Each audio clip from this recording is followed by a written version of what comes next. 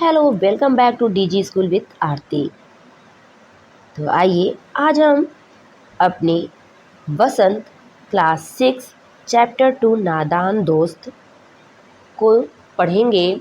इससे पहले हमने काव्य खंड से एक कविता और गद्य खंड से एक कहानी पढ़ी थी। ये हमारा नादान दोस्त मुंशी प्रेमचंद जी के द्वारा लिखी गई कहानी विधा की एक गद्य खंड है, जिसे हम यहाँ पर पढ़ेंगे। यदि आप हमारे चैनल पर नए हैं तो वीडियो को पसंद आने पर लाइक कीजिए, चैनल को सब्सक्राइब कीजिए और शेयर कीजिए। तो आइए अपनी कहानी को स्टार्ट करते हैं। नादान दोस्त। केशव के घर के कार्निस के ऊपर एक चिड़िया ने अंडे दिए थे। केशव और उसकी बहन श्यामा दोनों बड़े ध्यान से चिड़िया को वहां आते जाते देखा करते। सवेरे दोनों आंख मलते कार्निस के सामने पहुंच जाते और चिड़ा और चिड़िया दोनों को वहां बैठा पाते। उनको देखने में दोनों बच्चों को ना मालूम क्या मज़ा मिलता, दूध और जलेबी की सुध भी ना रहती थी। मतलब जो दोनों बच्चे थे उनको उन चिड़िया के अंडों को देखने में बहुत अच्छा लगता था, इसके लिए उनको जलेबी का भी सुध नहीं रहता था। मतलब कि उनको दूध जलेबी की भी कोई वो नहीं होता था कि मुझे खाना है। दोनों के दिल में तरह तरह के सवाल उठते। अंडे कितने बड़े होंगे, किस रंग के होंगे, कितने होंगे, क्या खाते होंगे, उनमें से बच्चे किस तरह निकल आएंगे, बच्चों के पर कैसे निकलेंगे, घोंसला कैसा है।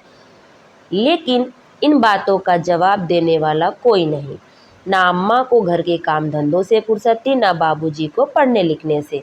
दोनों बच्चे आपस में सवाल जवाब करके दिल को तसल्ली दे लिया करते थे। यहाँ पर इस कहानी में प्रेमचंद जी ने बच्चों की जिज्ञासा को उजागर किया है कि बच्चे कितने जिज्ञासु प्रवृत्ति के होते हैं, और उनके सवालों का कि बच्चे कितने होंगे, किस रंग के होंगे, क्या खाते होंगे, बच्चे कैसे निकलेंगे अंडों से, घोंसला कैसा होगा, इनका जवाब देने वाला ना उनकी माँ के पास काम से फुर्सत थी और ना ही उनके पिताजी को पढ़ने लिखने से। तो दोनों आपस में ही बातचीत करके अपने मन को तसल्ली दे दिया करते थे। श्यामा कहती, क्यों भैया, बच्चे निकलकर फुर से उड़ जाएंगे। केशव विद्वानु जैसा गर्व से कहता, नहीं री पगली, पहले पर निकलेंगे, बगैर परों के बेचारे कैसे उड़ेंगे। अब जो श्यामा है छोटी है, केशव बड़ा है, इसलिए थोड़ा विद्वानों की तरह जवाब देता कि नहीं, पहले उसमें से पर निकलेंगे फिर उड़ेंगे। श्यामा बच्चों को क्या खिलाएगी बेचारी। केशव इस पेचीदा सवाल का जवाब कुछ ना दे सकता था।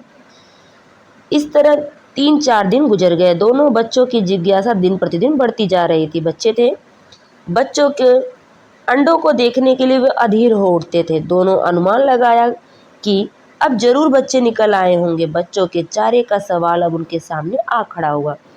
अब दोनों के मन में ये चल रहा था कि अब उन अंडों से बच्चे निकल आए होंगे और अब वो क्या खाएंगे, इसलिए अब वो आपस में ये बातें कर रहे हैं। चिड़िया बेचारी इतना दाना कहाँ पाएगी कि सारे बच्चों का पेट भरे। अब वो लोग आपस में बात कर रहे हैं। जो चिड़िया है वो बेचारी इतने अन्न कहाँ पाएगी कि अपने बच्चों का, सारे बच्चों का पेट भर पाए। गरीब बच्चे भूख के मारे चू चू कर मर जाएंगे। इस मुसीबत का अंदाजा कर कर दोनों घबरा उठे। दोनों ने फैसला किया कि कार्निस पर थोड़ा दाना रख दिया जाए। श्यामा खुश होकर बोली, तब तो चिड़िया को चारे के लिए कहीं उड़कर जाना ना पड़ेगा। केशव, नहीं, तब क्यों जाएगी। श्यामा, क्यों भैया, बच्चों को धूप ना लगती होगी। केशव का ध्यान इस तकलीफ की तरफ ना गया था। केशव ने इसकी तरफ ध्यान नहीं दिया था कि उनको धूप लगेगी या नहीं। बोला, जरूर तकलीफ हो रही होगी, बेचारे प्यास के मारे तड़पते होंगे, ऊपर छाया भी तो नहीं है। अब लोग आपस में बात कर रहे हैं कि कार्निस के ऊपर छाया भी नहीं है, इसलिए उनको धूप लगती होगी।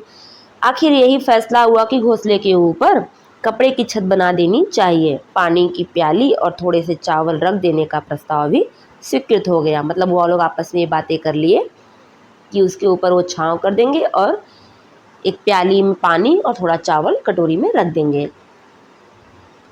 दोनों बच्चे बड़े चाव से काम करने लगे। श्यामा की आग बचाकर मतलब श्यामा माँ से आग बचाकर मटके से चावल निकाल लाई।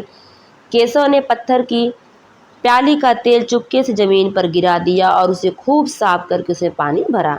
घर में होता है ना प्याली, उसमें तेल रखा जाता है लगाने के लिए, तो वो श्यामा केशव ने क्या किया, उस प्याली का तेल जमीन पर गिरा के उसे साफ करके खूब अच्छे से उसमें पानी भर दिया।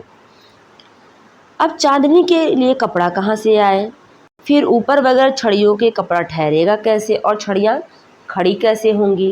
केशव बड़ी देर तक इसी उधेड़-बुन में रहा। आखिरकार उसने यह मुश्किल भी हल कर दी। श्यामा से बोला, जाकर कूड़ा फेंकने वाली टोकरी उठा लाओ। अम्मा जी को मत दिखाना। वो कह रहा है कि माँ को मत दिखाना वरना माँ डांट लगाएगी। श्यामा, वह तो बीच से फटी हुई है, उनमें से धूप ना जाएगी। वो बच्चा है, अब वो बता रही है कि जो टोकरी है वो बीच से फटी है, क्या उसमें से धूप नहीं जाएगी। केशव ने झुझला कर कहा, तू टोकरी तो ला, मैं उसका सुराग बंद करने का कोई हिकमत निकाल लूंगा, मतलब कोई न कोई तरकीब निकाल लूंगा। श्यामा दौड़कर टोकरी उठा लाई। श्यामा दौड़ जाती है और टोकरी उठा लाई। केशव ने उसके सुराख में थोड़ा सा कागज ठूस दिया और तब टोकरी को एक टहनी से टिकाकर बोला, देख ऐसे ही घोंसले पर उसकी आड़ कर दूंगा, तब कैसे धूप जाएगी।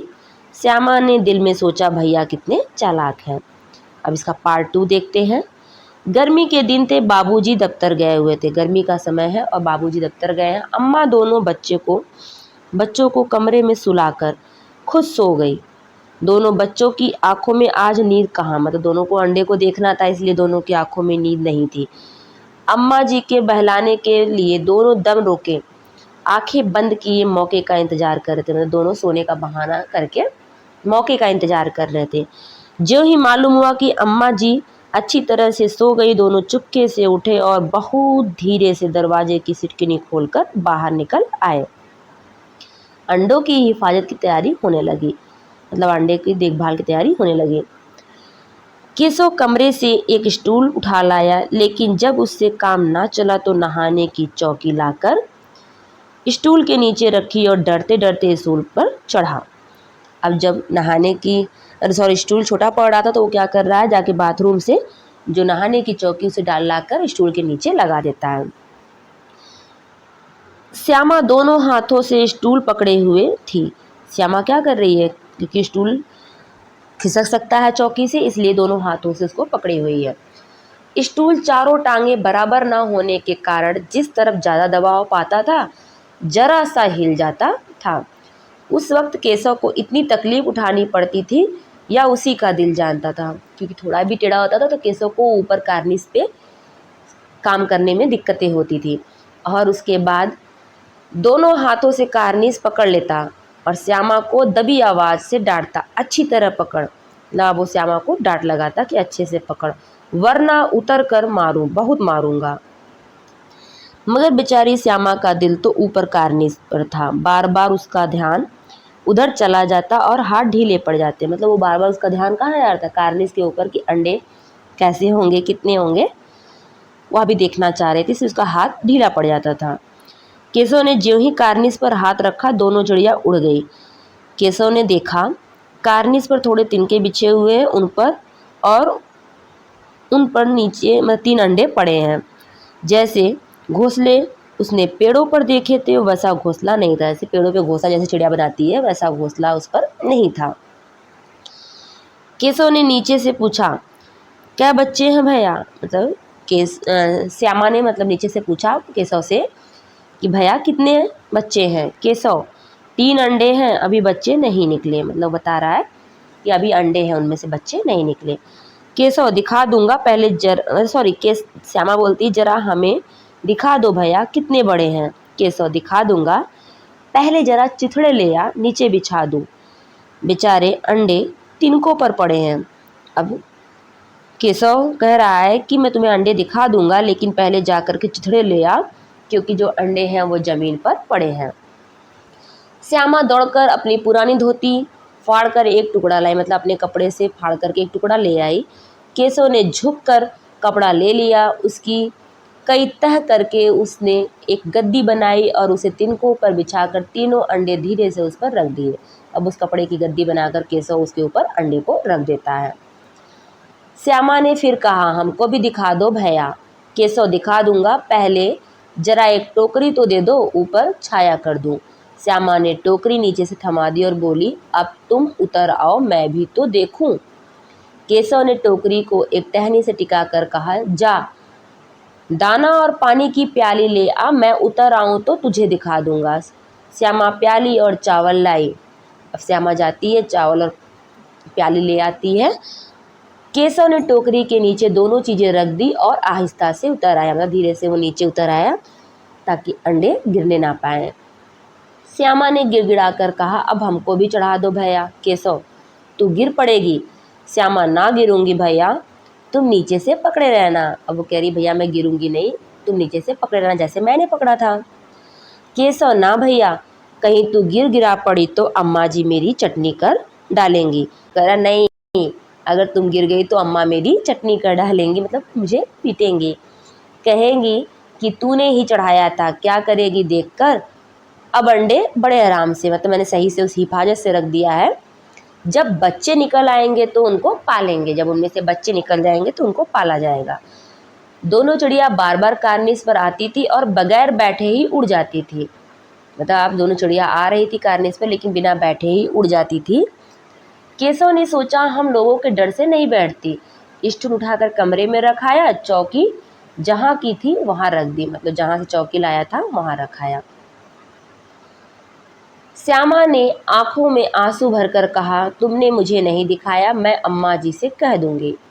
वो कह रही है, तुमने मुझे अंडे नहीं दिखाया, मैं अम्मा से कह दूंगी। केशव, अम्मा जी से कहेगी तो बहुत मारूंगा, कहे देता हूँ, बड़ा है तो रौब दिखा रहा है, यदि तुमने माँ से बताया तो बहुत मारूंगा। श्यामा, तो तुमने मुझे दिखाया क्यों नहीं। केशव, और गिर पड़ती तो 4 सर ना हो जाते, अगर तुम गिर जाती तो तुम्हारे 4 सर नहीं हो जाते।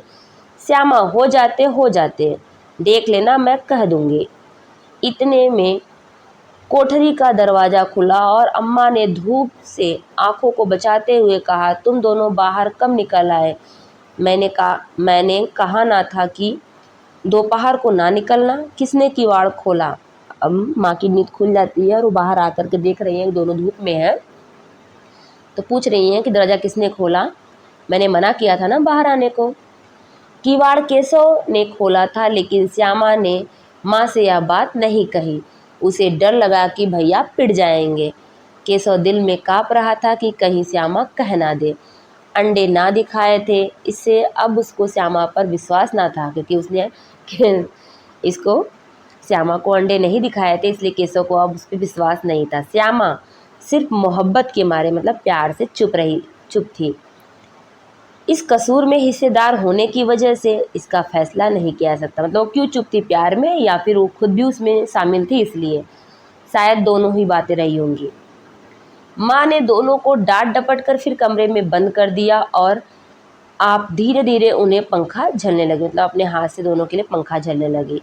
अभी सिर्फ 2 बजे थे, बाहर तेज लू चल रही थी। अब दोनों बच्चे को नींद आ गई थी, अब दोनों सो रहे थे। अब इसका तीसरा पार्ट देखते हैं। 4 बजे एकाएक श्यामा की नींद खुली, केवाड़ खुले हुए तो वह दौड़ी हुई कार्निस के पास आई और ऊपर की तरफ ताकने लगी। टोकरी का पता ना था, संयोग से उसकी नज़र नीचे गई और वह उल्टे पांव दौड़ती हुई कमरे में जाकर जोर से बोली, भैया अंडे तो नीचे गिरे पड़े हैं, बच्चे उड़ गए। क्योंकि वो बच्ची है, उसने देखा नहीं और वो घबरा रही थी, इसलिए वो दौड़ कर आती है और तेज आवाज़ में बोलती है, भैया अंडे तो नीचे गिरे। केशव घबरा कर उठा और दौड़ा हुआ बाहर आया तो क्या देखता है कि तीनों अंडे नीचे टूटे पड़े हैं। उनमें से कोई चूने की सी चीज़ बाहर निकल आई है। पानी की प्याली भी एक तरफ टूटी हुई पड़ी है। अब वो क्या देखता है बाहर निकल के आके कि तीनों अंडे ज़मीन पर गिरे हुए और उनमें से सफ़ेद सफ़ेद जो पानी उसका निकल आया है और जो उसने प्याली रखी थी पानी की वो भी गिर कर के नीचे टूटी हुई है। उसके चेहरे का रंग उड़ गया, सहमी हुई आंखों से ज़मीन की तरफ देखने लगा। श्यामा ने पूछा, बच्चे कहाँ उड़ गए भैया। केशव ने करुण स्वर में कहा, अंडे तो फूट गए, मतलब बहुत दुखी स्वर में उसने कहा, अंडे तो फूट गए। श्यामा, और बच्चे कहाँ गए। श्यामा, अरे केशव तेरे सर में देखती नहीं है, अंडों में से उजला उजला पानी निकल आया है, वही तो 2-4 दिनों में बच्चे बन जाते हैं, मतलब कि तुम देख नहीं रही हो कि उसमें से पानी निकल रहा है यही जो उजला उजला पानी है वही 2-4 दिनों में क्या होते हैं, बच्चे बन जाते हैं। माँ ने सोटी हाथ में लिए हुए पूछा, तुम दोनों वहाँ धूप में क्या कर रहे हो? माँ सोटी को हाथ में लेकर के, डंडे जैसा होता है, उसे लेके हाथ में पूछ रही है कि तुम दोनों बाहर क्या कर रहे हो? श्यामा ने कहा, माँ जी चिड़िया के अंडे टूटे पड़े हैं, मतलब अम्मा जी चिड़िया के जो अंडे थे वो टूटे पड़े हैं। अम्मा ने आकर टूटे हुए अंडों को देखा और गुस्से से बोली, तुम लोगों ने अंडों को छुआ होगा। अब तो श्यामा को भैया पर जरा भी तरस ना आया। अब जो श्यामा है उसे भैया पे बिल्कुल तरस ना आया। उसी ने शायद अंडों को इस तरह रख दिया कि वह नीचे गिर पड़े। इसकी उसे सजा मिलनी चाहिए। अब वो सोच रही है कि भैया ने सही से अंडे को नहीं रखा था, इसलिए ज़मीन पर गिर करके टूट पड़े। इसकी सज़ा भैया को मिलनी चाहिए। बोली, इन्होंने अंडों को छेड़ा था अम्मा जी। अब वो जो चुप थी, अब वो बोल पड़ी कि अम्मा भैया ने अंडों को छेड़ा था। माँ केशव से पूछा, क्यों रे? केशव भीगी बिल्ली बना खड़ा रहा। माँ तू वहाँ पहुँचा कैसे? अब जब माँ उससे पूछ रही है, डांट रही है, तो केशव चुपचाप खड़ा है क्योंकि उससे गलती हुई है। श्यामा चौकी पर स्टूल रखकर चढ़े थे अम्मा जी, श्यामा बता रही है। अब देखिए यहाँ पर उसे बिल्कुल तरस नहीं आ रहा है भैया पर। केशव तू स्टूल थामे नहीं खड़ी थी? श्यामा तुम्ही ने तो कहा था, वो कह रही है तुम्ही ने तो कहा था कि स्टूल पकड़ने को।